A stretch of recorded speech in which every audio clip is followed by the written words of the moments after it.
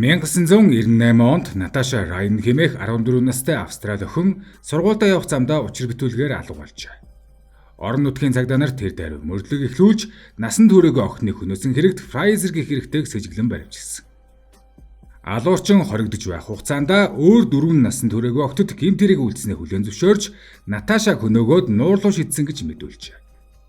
Тухайн үед цагдаа нар Наташагийн цогцыг олж чадаагүй. Охиныхоо үхлийн талаар сонссон Наташагийн эцэг их маш их үе гашууд автаж байлаа. Гэвч санаанд оромгүй явдал болж хэрэгтэн Фрейзерийг шүүхэж хилжүүлснээс 4 жилийн дараа алга болсон Наташа гинэт гарч иржээ. Цагдаагийнхан ч үүнд цочирдож энэ хэрэг тухайн үед цахим сүлжээнд хамгийн их анхаарал татсан сэдэв болсон билээ. 1984 онд Наташа Райн Австралийн энгийн нэгэн гэр бүл төрсөн бөгөөд айлын дунд хүүхэд нэг ихч нэг дүүтэй. Түүний багнаас аз жаргалтай санаа зовох зүйлгүй гэр бүлийн халуун дулаан ур амьсгал дунд тоглож надан сэргэлэн цаваа өссөн. Гэвч 14 нас хүрснээс хойш Наташа аажваар эсэргүү зантай болж эхэлжээ. Үүнд аав ээжийнхэн салалтын нөлөө болон ахлах ангийн хичээл сургалтын дарамтаас үүдэлтэй байсан ч болох юм. Наташа ганцаардмал аз жаргалгүй нэгэн болсон. Ялангуяа аав нь дахин гэрлэх гэж үг мэдээд бүр ч их гутрангуйлжээ. Наташа аавыгаа маш их хайрладаг байсан. Тэр аавынхаа урилгаар ээж Женнитэйгээ хамтаар аавынхаа хуримын ёслолд оролцжээ. Тэр аавдаа чин сэтгэлээсээ аз жаргал хүсч хуримын уур амьсгал баяр хөөрт автан түүний гунигт нүднээс гэрэл цацарч байв. Тухайн үед Наташа хэвийн л харагдж байлаа. Хуримын дараа Наташа ээжийнхээ гараас атхан гунигтайгаар хуримаас явжээ. Гэртээ ирээд дуугүй бодолд харагдсан байдалтай байсан байна. Ээж Женнийн охиноо тайтгаруулах гэж хичээсэн ч Наташа зүгээр л аз жаргалгүй байгаагаа мэдэрч тэр мэдрэмжээ хэрхэн илэрхийлэхээ мэдэхгүй байв. Цаг хугацаа өнгөрөх тусам Наташа улам бүр дуу цөөтэй дотогшоогоо болж эхэлсэн бөгөөд дөлгөөн дуулууртай байсан охин хичээлээ хүртэл таслах болсон. Ээж Женнийн энэ байдлыг мэдээд охиноо ухааруулж тайвшруулахыг хүссэн ч Наташа ээжийнхэн үгийг сонсохоос татгалзсан байна.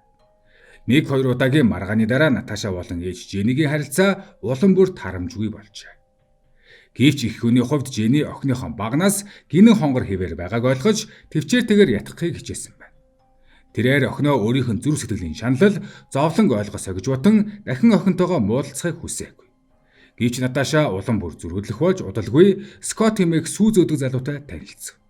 Скот Наташагаас 8 насаар ах байсан бөгөөд насны хувьд тэд хоорондоо тохирохгүй байсан ч Наташа Скоттой тоглож цагийн өнгөрөөх дуртай.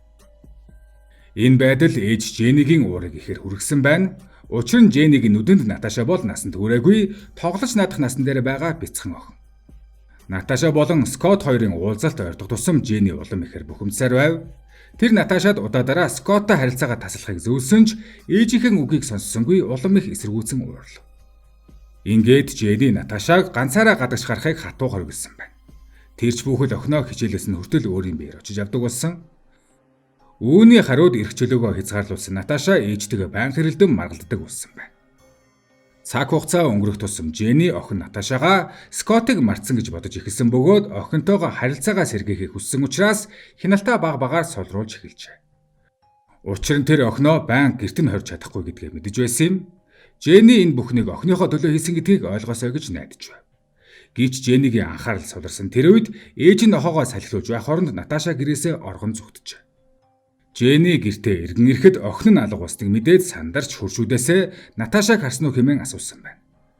Гэвч хуршүүдийн хэн нь ч түүнийг хараагүй гэж мэдэгдэжээ. Женни охиноо ойр орчмын бүхий л газруудаар хайсан боловч ямар ч уламруу олдсонгүй. Эцэст нь тэр цагдаад яравчлан хандан болсон явдлыг дэлгэрэнгүй тайлбарлажээ. Женнигийн үзэж буйгаар охиных нь алга болсонтой Скот холбоотой байж болзошгүй тул цагдааг энэ чиглэлээр мөрдөхийг хүссэн. Наташагийн аавч охин нь алга болсон талаар мэдмэгц маш их санаа зовж эхэлсэн. Женни хуучин нөхөртөө маш ихээр уурлаж, Наташагийн зан авир хуримд орсноос хойш эрс өөрчлөгдсөн гэдгийг хэлв.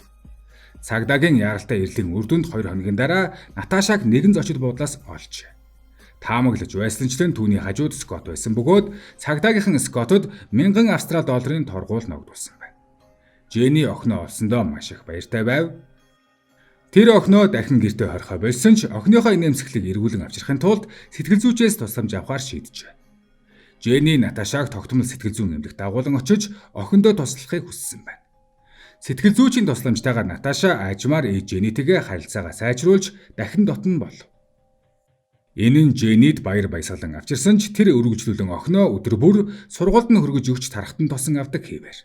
Гэвч энэ сайхан үе удаан үргэлжилсэнгүй Наташа дахин алга болжээ. 1998 оны 8 дугаар сарын 31-нд Наташагийн ээж Женни урьдын адил охиноо дугуйгаар сургуульд нь хөргөж өгсөн. Гэвч удалгүй охины сургуулийн багш утсаар холбогдсон Наташа өнөөдөр яагаад хичээлдээ суугаагүй юм бэ хэмээн асуухад Женни цочролд оров. Тэр сандран өглөө би охиноо сургуульд нь хөргөж өгсөн шүү дээ хэмээн хариулв. Ээжийнх нь хэлсэн зүйлийг сонссон багш мөн адил санаа зовж эхэлсэн байна. Ийхүү хоёр талаас сургууль болон ээж Женни Наташаг ирж хайсан боловч тэр олдсонгүй. Сандарсан Женни дахин цагдаад мэдэгдэж цагдаа нар удаан хугацааны эрен хайх ажиллагаа эхлүүлсэн ч Наташаг олж чадаагүй. Охиноо дахин Скотттой явсан байж магадгүй гэж бодсон боловч цагдаа нар Скотттой уулзсан байцаахад тэр Наташаг хараагүй гэж мэдэгдэжээ. Улмаар цагдаа нар Скоттын гэрт нэгжлэг хийсэн ч Наташагийн ямар ч улмөр илрээгүй. Охины эцэг их гүн шоконд орж найдвар тасарсан мэт байдалд орон сэтгэлээр унаад байсан. Цагдаа нар бүтэн жилийн турш Наташаг эрен суулжсан ч ямар ч улмөр олоогүй. Энэ үед насанд хүрээгүй охтын амийг хороосон байж болзошгүй сэжигтэн Фрайзер байвшлагдсан. Цагдаа нарын үзэж буйгаар Фрайзер 3 насанд хүрээгүй охтыг хөнөөсөн хэрэгт сэжиглэгдэж байсан бөгөөд Наташаа түүний барьцаалсан 5 дахь охин байж болзошгүй гэж таамагласан байна.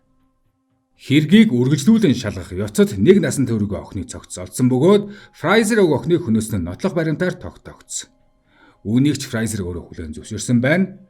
Гэвч үлдсэн 4 охин түүний дотор Наташа хөнөөсөн гэдгээ тэр огт хүлээн зөвшөөрөөгүй. Дараа нь цагдаа нар хэргийн талаар шинэ баримтуудыг олсон. Энэ үед Фрайзерыг дахин байцаахад Фрайзер Наташагаас бусд охтыг хөнөөсөн гэдгээ хүлээн зөвшөөрч хэрэг явдлын талаар дэлгэрэнгүй тайлбарласан байна. Гэвч Наташагийн алгуулсан тухайд Фрайзер өөрийгөө буруугүй гэж. Түүний хачиргалтай хэрцгий зан ашиг харгалзан үзсэн цагдаа нар Наташагийн алгуулсан нь Фрайзертэй холбоотой гэдэгт эргэлзэхгүй байсан. Наташаг Фрайзерийн гарт амиалтсан байх магадлалтай гэж үзв. Гэвч нотлох баримт байхгүй учраас баттай хэлэх боломжгүй байлаа. Тухайн үед хоригдож байсан Фрайзер аажмаар сэтгцийн нэмгэхтэй болсон. Психологийн шинжилгээгээр мэрэгчлэнүүд Фрайзерийн сэтгцийн өвчин хүндэрсэн гэж тогтоосон. Энэ нь ч цагдаа нарт Фрайзерыг шалгах ажилд хэцүү байдал үүсгэсэн байна. Тэгтэл Фрайзер цагдаа нарт нэгэн хачиргалтай хүсэл тавьсан. Тэрээр бүх үнийг хэлэхэд бэлэн байгаа мөн өөртөө илүү сайн хорих байр хүссэн байна. Мэргэжилтнүүдтэй зөвлөлдсөний дараа цагдаа нар Фрайзер сэтгцийн асуудалтай гэж үзсэн түүний амьдрах орчныг өөрчлөх шаардлагатай гэж шийдэж түүний хүсэлтийг хүлээн зөвшөөрсөн байна. Ингээд Фрайзер эцэст нь хэрэгээ хүлээн зөвшөөрч Наташаг тэр хулгайлж хөнөөсөн гэдгээ мэдгдсэн юм. Фрайзертай хийсэн байцаал дээр Наташаг тэрээр хурам эхэлж машинд авчран дараа нь хөнөөгөө цогцыг нь нуурлууш хийсэн гэдгээ хүлээн зөвшөөрчээ. Цагдаа нар удаан хугацааны турш нуурнаас Наташагийн цогцыг хайсан боловч олж чадаагүй. Олон хүмүүс усан доторх амьтад цогцыг нийцсэн гэж таамаглан цагдаа нар ч удаан хайсны эцэст улмөр олоогүй тул хэргийг хаажээ. Наташагийн ээж үнээс болж маш ихээр гашуудан түүний авч мөн адил үнэнтэй эвлэрчээ. 2001 оны 5 дугаар сард тэд Наташагийн оршуулгыг хийсэн байна. Охиноо алдсан Женни нэг ч өдөр Наташаг мартаж чадахгүй байв. Гэвч санаанд оромгүй зүйл болж алга болсноосоо 5 жилийн дараа буюу 2003 онд Наташа гинэт эсэн мэнд гарч иржээ.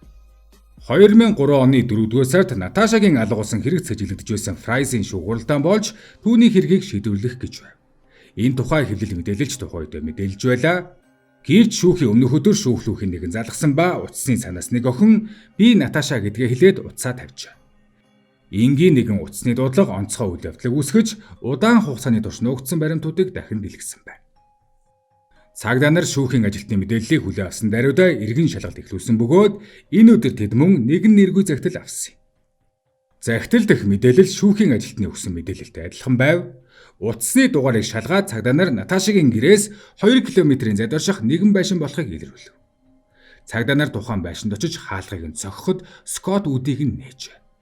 Учир нь Наташа алгуулсан хэрэгт Скотт гол сэжигтнэр нэлэгдэж байсан тул түүний гэрийг дахин шалгасан байна. Цагдаа нарын асуултанд Скотт хариулж явах үедээ эргэлзэж баг зэрэг твцсэн байдалтай байсан тул цагдаа нар түүнийг дахин сэжиглэх болсон. Эхэндээ тэд үүнийг хэн нэгний хошигнол гэж бодсон тул Скоттын гэрийг дахин шалгасан. Харин энэ удаад тэдний эрэл хайгуул амжилт болсон. Удалгүй Скоттын гэрийн шүүгөөнд нэгэн охин өгдөж байсан нь Наташа байжээ. Ингээд Наташа болон Скоттыг цагдаагийн газар авчирсан. Цагдаа нар мөн Наташагийн эцэг эхийг ч дуудав.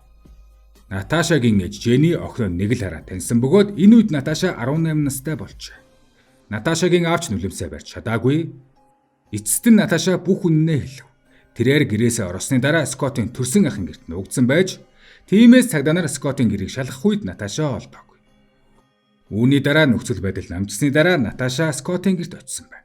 Наташа хэлэхдээ хэдэн өдөр л түүний гэрт байх зорилготой байсан ч эцэг эхээсээ болон цагдаа нарт загнуулна гэж айснаас олж тэр чигээрээ нуугдахаар шийдсэн гэж.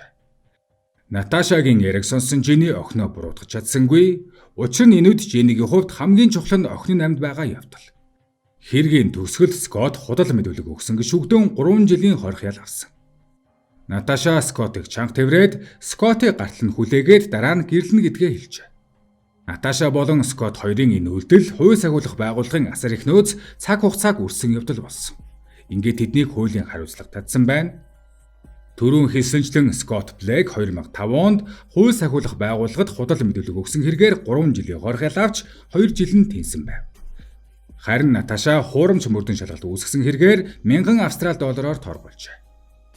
Эцэст нь 2008 онд Наташа болон Скотт нар гэрлэж 4 хүүхдийн эцэг эх болсон. Наташа сувлагчаар ажиллаж олон нийтээс хол тайван амьдрахыг эрмэлздэг. Наташач гэрлэлтийн дараа маш их баяртай байсан. Учир нь Наташагийн эцэг эх түүнд уучлал үзүүлж Скотт амьдралынхаа дурш Наташаг хайрлахаа амлажээ. Түүний эцэг эх байнга Наташатай уулзаж гэр бүлээрээ аз жаргалтай амьдарцгааж байсан ч харамсалтай нь 2024 оны 6 сарын 2-нд Наташа Райны цогцыг Рокхэмптоны гольфийн талбайгаас олов. Түүний өвлийн шалтгааныг гадны нөлөөтэй гэж үзээгүй. Тэрээр жигнэсээ амиалдахдаа 40 настай байсан. Зарим хүмүүс түүнийг үхлийг хурж чадсангүй хэмээн ярьцгааж байлаа.